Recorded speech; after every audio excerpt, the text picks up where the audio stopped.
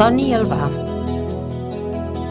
Nascut a Vilanova i la Geltrú l'any 1961, va marxar a París l'any 1982 a estudiar teatre amb Jacques Lecoq. Des d'aleshores fins ara ha evolucionat com a actor, autor i director i també com a companyia de teatre i productor.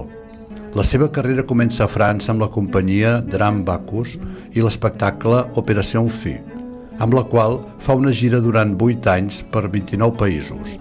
L'any 1986 crea juntament amb Sergi López Brahms o la Comèdia dels Errors.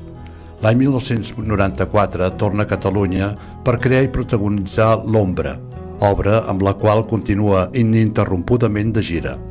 L'any 1995 codirigeix Òpera, espectacle nominat als Premis Molière 1998, que es va poder veure a París i Barcelona.